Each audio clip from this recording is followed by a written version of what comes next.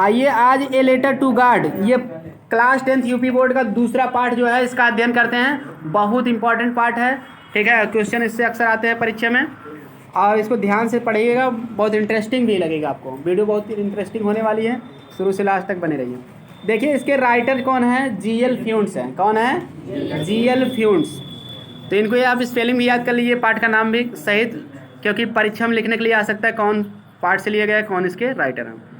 तो चलिए देख लेते हैं। इसमें एक स्टोरी है कि एक लेंचो नाम का एक किसान आदमी, उसी की कहानी है। उसका जो है ओले पड़े थे, पत्थर पड़े थे, वर्षा हुई थी तो पूरी फसल नष्ट हो गई थी। सहायता के लिए वो भगवान की तरफ मुड़ा, उनको पत्र लिखा। एक बार लिखा था तो 70 पीस सोजी उसको मिले थे, दूसरी बार फिर 30 के लिए फिर लिखा था। ये कहानी है, तो चलिए देखते हैं कहानी। देखिए इसमें कई पार्ट हैं। पहला देखिए है the house the only one in the entire valley. कह रहा है कि द हाउस माने वह घर, द ओनली वन जो केवल एक ही था, इन द इंटायर वैली माने संपूर्ण घाटी में। वह घर जो संपूर्ण घाटी में केवल एक ही था। साइट वह स्थित था, साइट माने यहाँ होगा स्थित, situated. On the crest of A low hill, crest माने होता है चोटी, लो हिल माने निचली पहाड़ी या नीची पहाड़ी। तो वह घर जो संपूर्ण घाटी में केवल एक ही था, नीची पहाड़ी की चोटी पर स्थित था। क्लियर। तो लेंचो का घर संपूर्ण घाटी में वहाँ एक ही था और जो नीची पहाड़ी पर स्थित था। क्लियर। अब निचली पहाड़ी की चोटी पर स्थित था या नीची पहाड़ी की चोटी पर स्थित था, you can say. Clear. Second line, far his height, उसकी ऊंचाई से, उसकी ऊंचाई से मतलब उस घर की ऊंचाई से। वन कुड सी, वन माने व्यक्ति, कोई भी व्यक्ति कुड सी देख सकता था। द रिवर नदी को देख सकता था। And the field of ripe corn, और पके अनाज के खेत को देख सकता था। राइप कान माने पका हुआ अनाज।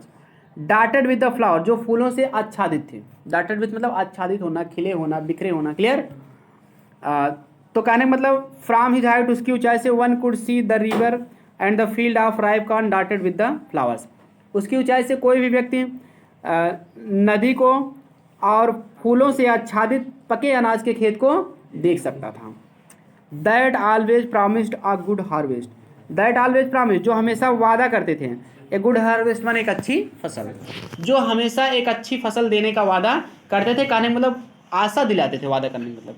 क्लियर। वो पका हुआ अनाज का खेत देखने से ऐसा उम्मीद लगता था कि बहुत अच्छी फसल होगी, जो हमेशा एक अच्छी फसल देने का वादा करते थे या आशा दिलाते थे। सेकंड पैराग्राफ है, द ओनली थिंग माने एकमात्र चीज, द अर्थ नीडेड, धरती को आवश्यकता थी। एकमात्र चीज जिसकी धरती को क्या थी, आवश्यकता थी। वाज ए डाउनपोर, वह थी एक मूसलाधार वर्षा। Or at least a shower, अथवा कम से कम एक बौछार ही। मतलब पृथ्वी को एकमात्र चीज की आवश्यकता थी, वो थी मूसलाधार वर्षा या कम से कम एक बौछार ही हो जाए तो भी काम चल जाता।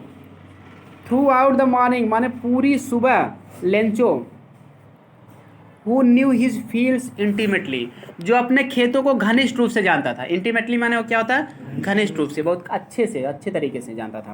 कहने मतलब वो रोज खेतों में जाता था तो खेतों को घनिष्ठ रूप से इस तरह से कहा गया है, जानता था। क्लियर। कि उसके खेत में क्या है, क्या बोया गया है, क्या कटने वाली है। क्लियर। तो पूरी सुबह लेंचो जो अपने खेतों को घनिष्ठ रूप से जानता था। हैड डन नथिंग, उसने कुछ नहीं किया, कुछ नहीं किया। नथिंग एल्स माने और कुछ नहीं। हैड डन नथिंग एल्स, उसने और कुछ नहीं किया। बट सीन, यहाँ बट का अर्थ किंतु नहीं होगा, के सिवाय। बट सीन माने होगा देखने के सिवाय। द स्काई माने आकाश को, टुवार्ड द नॉर्थ ईस्ट माने उत्तर पूर्व की तरफ। तो had done nothing else but seen the sky toward the north east, उसने उत्तर पूर्व की तरफ आकाश को देखने के सिवाय और कुछ नहीं किया। Now we are really going to get some water woman, अब वास्तव में, रियली मीन्स वास्तव में या वाकई में, we are going to get, हम पाने जा रहे हैं, सम वाटर कुछ पानी, वुमेन माने प्रिय पत्नी। अपने पत्नी से कह रहे हैं कि प्रिय वास्तव में अब हम कुछ पानी प्राप्त करने जा रहे हैं। कहने मतलब अब वास्तव में बारिश होगा। पत्नी से कह रहा है प्रिय पत्नी, अब वास्तव में क्या होगा, बारिश होगा। क्लियर। मतलब बारिश होने वाला है, ठीक है ना, ऐसा वो भविष्यवाणी कर रहा है। द वुमेन वह आदमी, वह औरत, हु आज प्रिपेयरिंग सपर, प्रिपेयरिंग माने होता है तैयार करना, सपर माने होता है शाम का भोजन या रात का भोजन। क्लियर। जैसे रात के टाइम के लिए जैसे भोजन बना रही थी, वह औरत जो रात के लिए क्या बना रही थी, भोजन बना रही थी। रिप्लाइड, उसने उत्तर दिया, क्या उत्तर दिया, यस हाँ, गॉड्स विलिंग माने होता है यदि ईश्वर ने चाहा तो, विलिंग माने इच्छा, ईश्वर की इच्छा से, यानी कि यहाँ यदि ईश्वर ने चाहा तो तभी तो बारिश होगी, मनुष्य के बस की तो है नहीं बारिश कराना। The older boys were working in the field, older boys माने होते बड़े लड़के, बड़े लड़के खेत में क्या कर रहे थे, काम कर रहे थे। वाइल द स्मॉलर वंस, जबकि स्मॉलर वंस माने स्मॉलर बॉयज, छोटे लड़के, वंस प्रोनाउन है लड़कों के लिए लगाए, जबकि छोटे लड़के were playing near the house, घर के पास क्या कर रहे थे, खेल रहे थे। कब तक खेल रहे थे, अनटिल माने जब तक कि नहीं, द वोमेन औरत ने कॉल्ड बुला लिया, टू दे माल उन सभी के, जब तक कि औरत ने उन सभी को बुला नहीं लिया तब तक वो लड़के खेल रहे थे। कैसे बुलाया, कम फॉर डिनर, आओ भोजन कर लो, डिनर माने रात का भोजन, तो कोई नहीं कि आओ रात का भोजन कर लो, कहेगा आओ भोजन कर लो। क्लियर, एक बात जान लो, डिनर जो है जो रात को थोड़ा पहले किया जाता है उसको कहते हैं सपर, का मतलब लास्ट भोजन होता है, क्योंकि बच्चे थोड़ा पहले ही खाते हैं ना बड़े लोगों से, इसलिए डिनर कर लो। क्लियर, अब तब उसके बाद लंच क्या करेगा, सपर करेगा, क्योंकि वो बाद में खाएगा। क्लियर, लेट खाएगा। ठीक है, तो डिनर पहले, सपर मतलब लास्ट भोजन होता है। It was during the meal, या भोजन का ही दौरान था, मील मतलब भोजन, या भोजन का ही दौरान था, यानी भोजन के ही दौरान का समय था। That just as Lencho had predicted, कि जैसे ही, जस्ट एज माने जैसे ही, लेंचो हैड प्रिडिक्टेड, लेंचो ने भविष्यवाणी किया, प्रेडिक्टेड माने भविष्यवाणी किया कि अब बारिश होगी, वही जान लीजिए कह दिया, भविष्यवाणी मतलब आगे की बात को कह देना। बिग ड्रॉप्स ऑफ रेन, वैसे ही बिग ड्रॉप ऑफ रेन, वर्षा की बड़ी बड़ी बूंदें, ड्रॉप मींस बूंदें, बिगन टू फॉल, गिरने लगी, वैसे ही वर्षा की बड़ी बड़ी बूंदें क्या करने लगी, गिरने लगी। इन द नॉर्थ ईस्ट माने उत्तर पूर्व में, ह्यूज माउंटेन्स ऑफ क्लाउड्स, बादलों के विशाल पर्वत, ह्यूज माउंटेन्स ऑफ क्लाउड माने बादलों के विशाल पर्वत, मतलब कि विशाल पर्वत जैसे बादल, इसका मेन अर्थ है। क्लियर, उत्तर पूर्व में से विशाल पर्वत जैसे बादल, कुड बी सीन अप्रोचिंग, पास आते हुए देखे जा सकते थे। क्लियर, ठीक है, अप्रोचिंग माने पास आना। The air was fresh and sweet, हवा ताजी थी, फ्रेश में ताजी थी, स्वीट माने मधुर थी, हवा ताजी और मधुर थी। द मैन वेंट आउट, आदमी बाहर गया, फॉर नो अदर रीजन, किसी अन्य कारण के लिए नहीं, दैन टू हैव प्लीजर, जितना की, दैन मतलब जितना की, आदमी बाहर गया इसका कारण कोई और अन्य कारण नहीं था, दैन मतलब जितना की। To have the pleasure of feeling, pleasure माने होता आनंद, फीलिंग माने महसूस करना, या भावना भी होता फीलिंग माने, तो वही आनंद की भावना को महसूस करना। ठीक है ना। द रेन माने वर्षा के, ऑन हिज बॉडी, अपने शरीर पर, तो आदमी बाहर गया किसी अन्य कारण से नहीं, जितना कि वह अपने शरीर पर आनंद की भावना को महसूस करने के लिए गया। एंड व्हेन ही रिटर्न, और जब वह वापस आया, ही एक्सक्लेम, तब वह चिल्लाकर कहा, एक्सक्लेम माने चिल्लाना, ठीक है, थोड़ा तेज से कहना। तो क्या कहा, दीज आरंट रेन ड्रॉप्स, ये नहीं है रेन ड्रॉप्स माने वर्षा की बूंदें, फॉलिंग फ्रॉम द स्काई, आकाश से गिर रही, ये वर्षा की बूंदें नहीं आकाश से गिर रही हैं, दे आर न्यू कॉइन्स, वे क्या हैं, नए सिक्के हैं। क्लियर, बरसात को बूंदों को सिक्का माना है, क्योंकि उससे फसल होगी, पैसा उसका बनेगा, धन भी होगा घर पर। क्लियर, खाने के लिए भी होगा।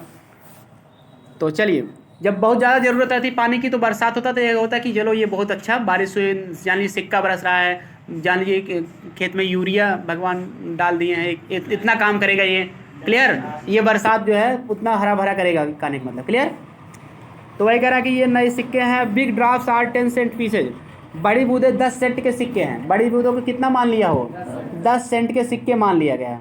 Clear, and the little ones माने, लिटिल वंस माने लिटिल ड्रॉप्स, छोटी बूंदें, वन प्रोनाउन है, बूंदों के लिए लगा, आर 5, और छोटी बूंदें कितने सेंट के सिक्के हैं, 5 सेंट के सिक्के हैं।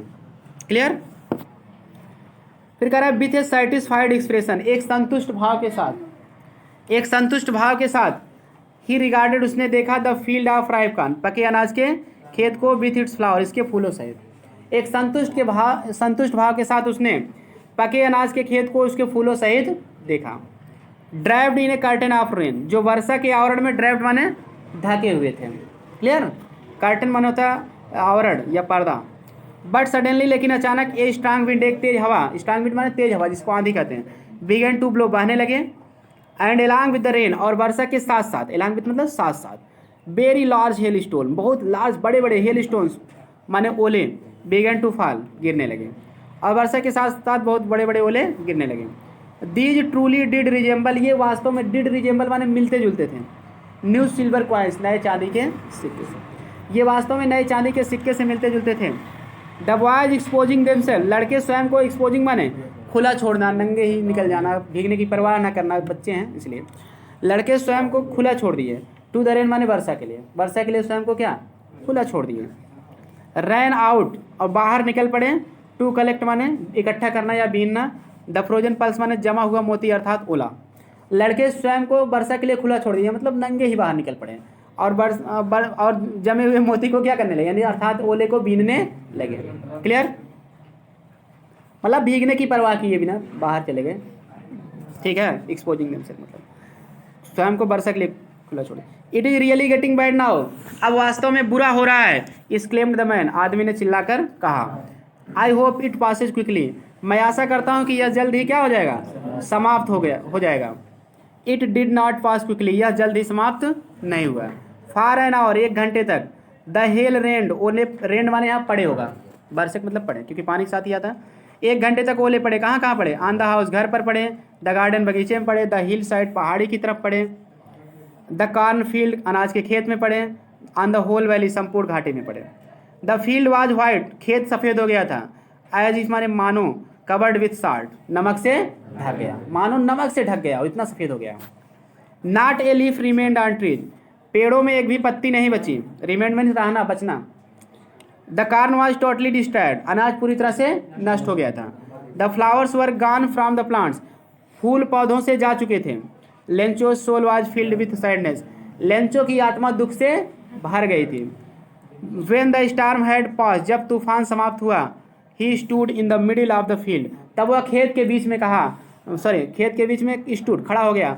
And said to his sons, और अपने पुत्रों से कहा। अब क्या कहा इसको आपको अगले पार्ट में बताया जाएगा, अगले एपिसोड में। तो वीडियो पसंद आए तो लाइक सब्सक्राइब और शेयर करें। अगले पार्ट के लिए चैनल को सब्सक्राइब करके रखें, घंटी दबाएं, और मिलते हैं नेक्स्ट वीडियो में। Thanks for watching this video.